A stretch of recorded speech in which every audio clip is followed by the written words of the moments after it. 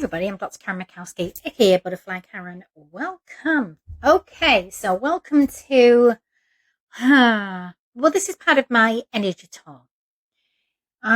This is where I pretty much travel. Right now I'm starting with nationwide, well, sort of stateside here in Arizona, and then I will obviously venture out nationwide.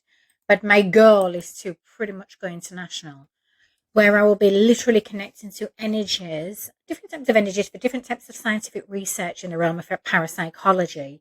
So, and there'll be spirituality going on, ministry service, everything. So pretty much everything, who I am and what I do and why I do it, I'm just taking it global, right? But for the research, because I want to basically interact with every type of person there is. It's nice. I mean, I love where I am. I mean, it's a spooky little state, and I absolutely love it.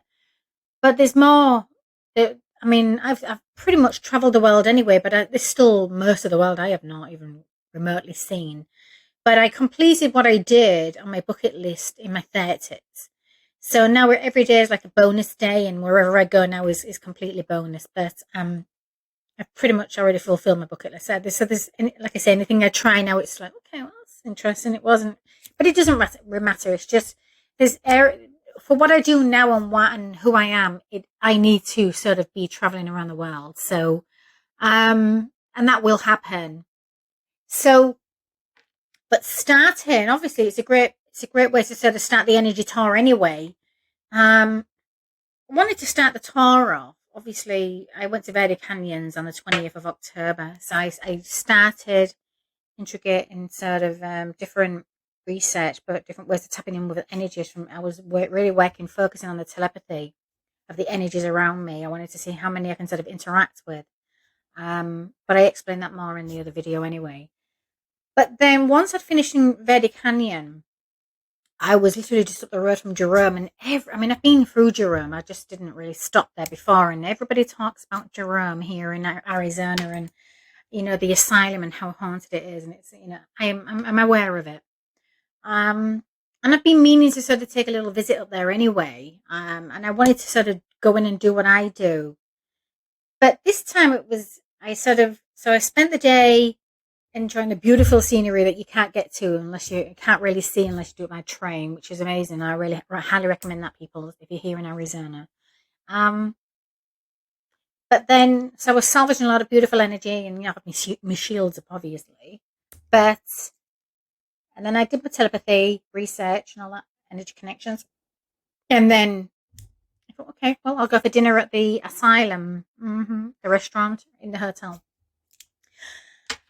And I thought, well, I'll go and have dinner. I'll just get a feel of it. I'll just tap into the energy, as I do. And then I'll know if it warrants me coming back for a full stay. I mean, it's only like over an hour. It's like an hour and a half away from me. So it's not like it's far out or anything. So I went to the restaurant. This is KCC MP50. I'm going to be discussing my findings at the hotel, the Grand Hotel in Jerome, which was the asylum. But I went to the asylum restaurant. As I'm driving up the hill, I was halfway up the hill, and I was like, "Good God, what on earth is that dense energy?" I got hit with the energies as I'm driving up the hill.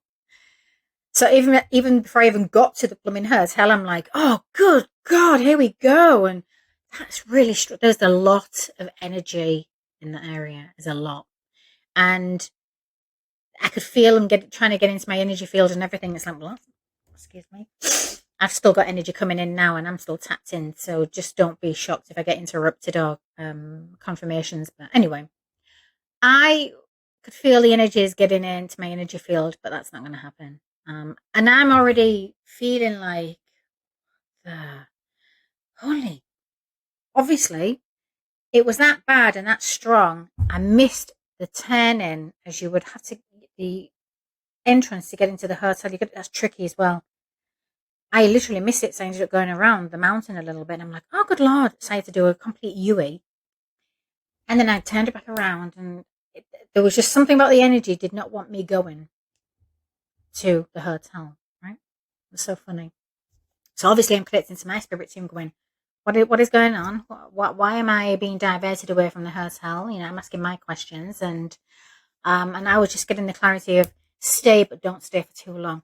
I was hoping to have dinner and everything and do a full walk around and everything, but that wasn't going to happen. I don't know why, but I don't question it. I don't question my spirit team. My spirit team are amazing. So I finally got there and pulled up, and um, as soon as I walked into the restaurant, I just felt weird. Like, don't get me wrong, it was welcoming, but it wasn't at the same time. I don't know. Maybe it's because I don't know. Maybe I was being prejudged on my appearance or something. But I really don't give a shit about people's perceptions and that kind of crap. People are just pretentious anyway. But regardless of that, I don't care. That's not going to stop me doing what I do. So, as I asked for a table, I also decided to go to the toilet, and it was just there is a lot of energy in that whole building, and you do not feel like you're peeing in private in that place. I'm sort of peeing, and I'm like, hey, interesting. I'm just kind of checking out the old windows and the old radiators and everything. It's like interesting, and I don't know why, but I kept looking up, and I hadn't even like turned on. I hadn't even opened up my blooming. I hadn't even dropped my shields or anything, to sort of bring in energy anyway. So I was very aware that my guardians were like, well, we'll just, we'll know what to let in, but it didn't even matter. I was sort of sat peeing on the toilet. I'm like, oh, the intrusion of it all. And I just felt really, I don't know, I just felt like I was not peeing in private, put it that way. But again, it didn't bother me. So after I finished, I sort of put some business cards on the side in the toilet. Because that's kind of what I do. I like to let people know I was there. So, without letting people know I'm there. Now, got to the table and I wanted to sit outside because the energy inside the place was heavy as it was heavy. Like I would not have been even able to eat properly or anything. And I felt like I need to have a coffee. I need a coffee. I need a strong coffee. So I ordered a coffee and then I ordered just a soup because I was literally feeling like my appetite went from like I'm starving, I need a meal to just oh my god, I don't even want to eat right now, but I wanted to eat something obviously. So I ordered the soup, the butternut squash soup. That is to die for. Try that if you go there. It's lovely. It's absolutely gorgeous. I mean, it was nice. And my waitress, she was amazing. But there was another waiter that was a little bit. I don't know. I got a real weird energy off him. Maybe he's just not. Maybe he's been there for so long that maybe he just doesn't like the feel of the place. Because it would be hard for people to work there unless you go there knowing what is the level of energy that's there. You'd have to adjust to it. But you know, I always say be careful too when you're going into places like that with a heavy influxation of energies. I mean, it's not like they can possess you or anything, but they can alter your mood. They can alter your mood, state of mind. Like you can be really like happy one minute and then like just miserable, moody. It depends. It depends how sensitive you are to energy. If you're a low vibe, if you're low vibrating sort of energy in human form, you're gonna be. They're gonna be all over you. Energies love low vibes because they can just attach and everything, and they're just like alter your perceptions, and they're just you might even start acting out like you wouldn't normally act out. I'm not saying it's a justification, but it does happen. So, but I don't know. He probably maybe he was just having a bad night, but I just wasn't getting a good feeling of his energy. So I'm kind of glad in one way it wasn't my waiter, but regardless. They probably thought as soon as I got my book out, I'm already connecting, so I'm already like, oh god, I've got energies like communicating and everything. So here we go. But they probably thought I was like a mystery shopper or something, but I was not mystery shopping. I was like, God, here we go. Now, it was, I even said to my guardians, I said, look, this energy is really strong. I can't even eat a meal right now, so I'm sticking with the blooming starter and I need coffee. Clearly, I've got the hit that I'm not staying here very long. So, not on this visit anyway. But I said, just limit who comes in, but I'm ready to sort of like let them in one by one. was really weird. So the clairaudience messages, they came through from males and females. So I'm going to discuss the messages first. Then I'm going to discuss the clairsentience. Now, once connected, the first energy I connected to was a female, and I heard the name Justine. Justine. Because I thought, well, look, was that Justine or Justine? I put it as, it sounded more as an E. So I'll go with Justine, but it could be an accent. So you can, but I heard Justine and then head banging. I'm like, and I swear to God, I just felt like I could hear somebody banging their fucking head against a wall. It was the weirdest thing. And I'm like, oh God, this is how it's going to start, is it? Okay, then. So that's how it started. And then I heard a male energy, and I heard you can't cauterize it that way. So I'm assuming it was to do with a wound and the way they would cauterize it. But he was stern, and he was like, you can't cauterize it like that way. And then the next I heard was, I can't remember if this was I think this was a female energy. The clear morning sun. That's all I heard. The clear morning sun.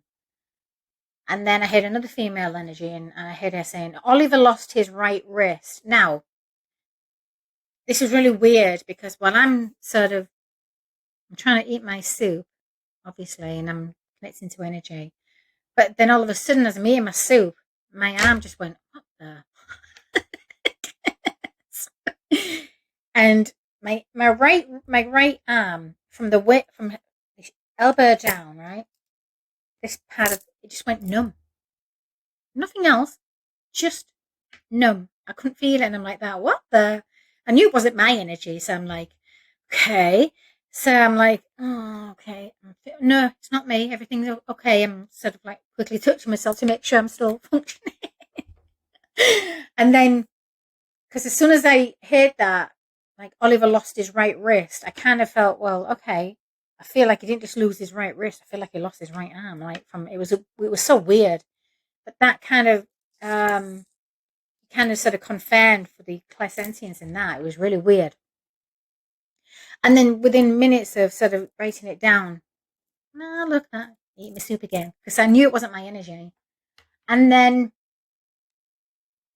I heard the next male energy, I heard, she will kill you in your sleep. Okay, interesting. I don't care if I look like the biggest effing weirdo doing what I do in public. I do not care. See, I don't care what people think about me, right? Just don't care. But it was just, and I think that's what kind of made that waiter, a little bit, because I feel like he caught me, and I'm like, sort of tapped in, and I don't care. Anyway, so she will kill you in your sleep. Lovely. Then I hear the name Jefferson, and I don't know what connection to Jefferson. Be intrigued to learn a little bit more about the history of this place too. Now, the next visual, I saw like a photographic visual, and I saw the letters JL. Like, I'm like, okay, JL. And then I heard, you can't stop the you can't stop the screaming, Jane Louise. So I'm assuming that's JL, but that's what I heard was, you can't stop the screaming, Jane Louise. I don't know if I was hearing someone talking to this energy, but it was just weird. But yeah, as soon as, like I said, the picture came out really fast and big letters too. Now I felt like I was in the presence of multiple children, like children's energy. Because I could hear multiple children sort of talking over each other. It was really weird. And then I heard one of them saying, they will never let us leave. And then come play hide and seek. And then as I heard the kids running away as if they're going to play hide and seek, I heard one of them in the distance as they're moving away from me, singing, La Bonne, Bonne, La Bonne. It's weird. Like, that's how it sounded. La bonnet, bonnet, la bonnet. And I'm like, okay, interesting. So I've never heard of a song that's called La Bonnet. L-A-B, La Bonnet, B-O-N-N-E-T. But it was La Bonnet, Bonnet, La Bonnet. And I felt like it was like a little girl singing La Bonnet, Bonnet, La Bonnet. But in the distance, as the sort of, I'm like, okay then. That was weird. Um, and it was at that point I was just like, I started to feel really like heavy. Like, I know when there's a lot of energy coming in, because I'm like, oh god, my third eye's like, my third eye. Ooh, okay, then let's cut this connection right now, just for a little minute. There's just too much energy. I'm always prepared, and I always get my guards up. I mean, I'm a shield up and everything, but that is a place with a huge influxation of energy. I would need at least 2 days to prep to go and stay at a place like that just for one night. If I'm going to stay there and sleep, which I will. But see, when I went to Vegas, I had to prepare energetically 2 days before, because I knew I knew what I was going to be dealing with once I got to Vegas. I'll never spend more than 2 nights in that, if I even go back again anyway. It's not all that was called to be. But I'm just saying, it took me 2 days to prepare. And as I'm driving home, I was energetically exhausted, and I had to drive home and everything. And I remember saying to my friend, no, good God, no, 2 nights was enough for me. So somewhere like this, it felt like that heavy energy, but more instant. Like, it took me 2 days, and it took me 2 days and 2 nights to be dealing with that level of heavy energy coming in, because there's a lot. This took me like less than an hour. And I'm like, oh, good God, there's a lot of energy here. So, and to feel it so intensely to the point where, oh, my third eye, it's just like boom, boom, boom, one of those. And I could just feel like the dense energy. So I'm probably going to need at least 2 or 3 days to prepare to go to a place like that again. And I will. It definitely warrants me going there, staying there for at least the night and just connecting. That's going to be a wild one, that one, when I do that. So, I mean, I will let you peoples know. I mean, I'll be taking video footage and everything. So, and I'll probably take some equipment, but really I only need me anyway. So, clairsentience. Okay. So, like I say, as I'm arriving to the place, even as I'm driving up the hill, it's almost like the energy knew, oh God, something light's coming up. Like, it's almost like there was like a light beacon coming there, heading their way. And they were like, what is this? So they probably got a heads up from energy, like, yeah, we've got a weird one coming. But it was almost like they were all sort of rushing. They just sort of followed. I mean, I am a light anchor anyway, so I'm hoping that the reason I was feeling so like, oh, by the time I had to leave was probably, I'm hoping that I actually transitioned a few cells, because that happens when you're sort of like work with a light anyway. Actually, if you're in a light anchor and you tapped in, you're a light beacon, and you're guiding energy to 5D anyway. That's what we do. So that's probably played a lot, played a part, but it was just weird that I just felt like they were coming at me, even as I'm driving up the blooming hill. I'm like, oh God, give me a minute. Let me get there. Let me park up, let me park my car. Let me at least get me bloody coffee, but it was just weird. It was really, really weird. So now, while I'm eating my soup, I started to feel like my jaws, right, around here, all the way down my face and all my cheeks. Again, my cleansing, feel everything. I felt like my whole teeth and my jaws were like in immense pain. I can't even describe the pain. And like I say, it comes out of nowhere, and it's not my energy. And I felt like my whole teeth had been removed. And I just felt like I was being tortured. Like, my teeth being removed was like a torture. I'd be intrigued to know if anything like that went on, because I felt like somebody was ripping my effing teeth out, and my jaw was on fire and everything. That was the weirdest thing. And again, okay, got that. I was like, okay, got it. You can pass now. God, felt it, and even when I think about it, I'm like, oh God, that was horrible. So Now, finally, I was able to like finish me soup and me coffee and everything, and I knew I had to sort of. I couldn't stay there. I was not. It was just too much for me. Not especially being spontaneously unprepared too. There was a lot of energy. I can't. It's hard for me to explain what that means. So, um, in one small vicinity like that, just one physical area, you're talking like it's got to be thousands of energy. That's a lot. Um, I would understand if. I mean, obviously there's hundreds, but I don't know. I feel like something else went down there. Like not just when it was the asylum, but something else big happened there. Huge, where a lot of people died in that area. It couldn't. It may have been the surrounding area and everything. It may not just been the asylum itself, but there was a lot, and all energy is congregated in one area. So I was feeling that really, really heavy. Like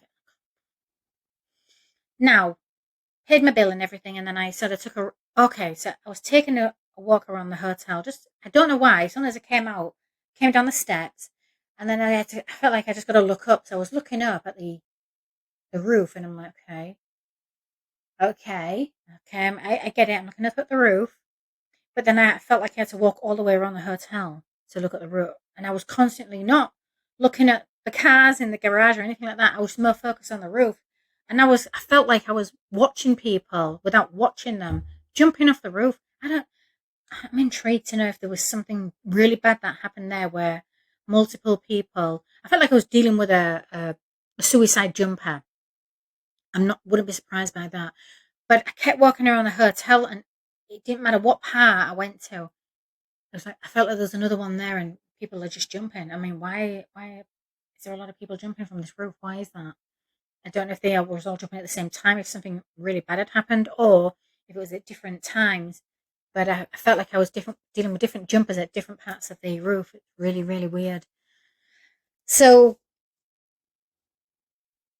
I just kind of walked back to my car, and I'm like, I feel like I need to meditate just to get out of here. But I just took a nice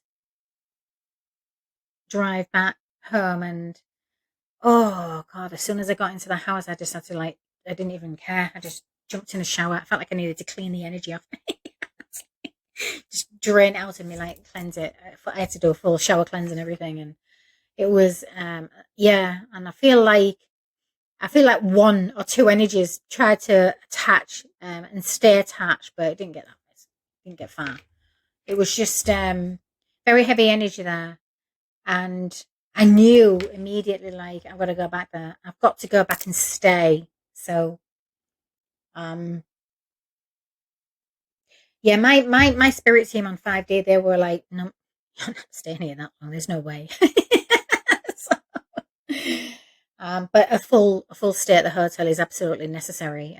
I'd like to find out a lot more about if there's multiple jumpers. I'm intrigued to know. I'd like to learn a little bit more about if there was sort of torture techniques to do with the mouth, pulling out teeth and stuff. That was really weird. Um, right down to I don't know. It felt like even right down to like people losing limbs for I don't know, maybe medical experimentation or torture or anything like that. It's just something wasn't right about that place at all. Also, I was feeling like it wasn't just old energy. I was feeling like I was dealing with energy from within the last 100 years, like maybe the last 50 years, 30 years. Recent state, like recent energy. So I'd be intrigued to know if there's some intriguing sort of weirdly strange deaths there too, which I'd like to pull on.